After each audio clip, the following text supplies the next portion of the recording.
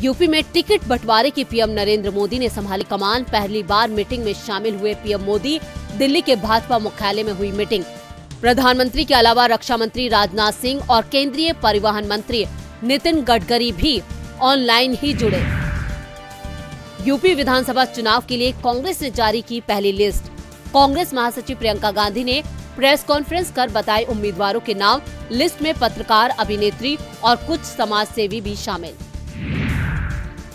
Unnao rape पीड़िता की मां को कांग्रेस ने दिया टिकट, जिसके बाद कांग्रेस नेता राहुल गांधी ने बीजेपी पर साधा निशाना।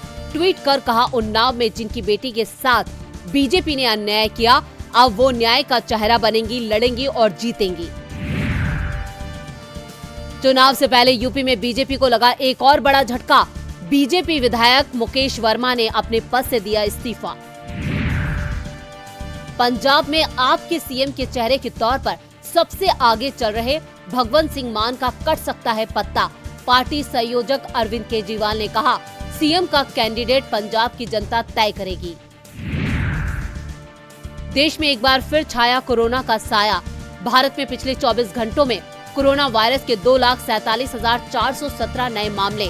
कोरोना के एक्टिव मरीजों की संख्या बढ़कर 11,17,531 हो गई। वहीं 24 घंटों में 380 मरीजों की कोरोना से गई जान।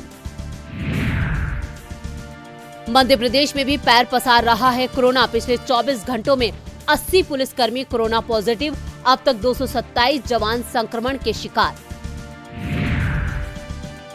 पूर्वी लद्दाख में टकराव वाले शेष इलाका गोगरा हॉट स्प्रिंग पर नहीं बनी बात।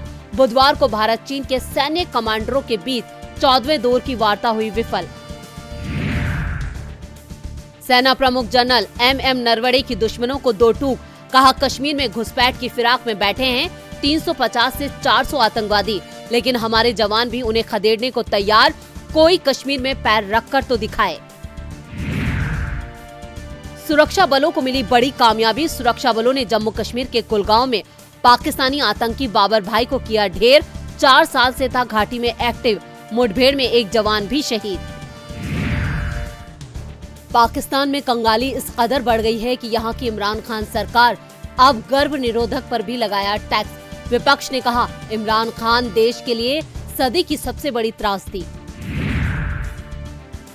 चीन अपनी विस्तारवादी नीति से नहीं आ रहा बाज। ड्रैगन लगातार ताइवान में घुसपैठ की कर रहा है कोशिश। ताइवान के डिफेंस जोन में घुसे 5 चीनी मिलिट्री प्लेन। कोरोना के नए वेरिएंट ओमिक्रॉन को लेकर विश्व स्वास्थ्य संगठन ने दी चेतावनी। कहा, मौजूदा टीकों की बूस्टर डोज पर्याप्त नहीं, अब और प्रभावी वैक्सीन बनाने की है जरूरत।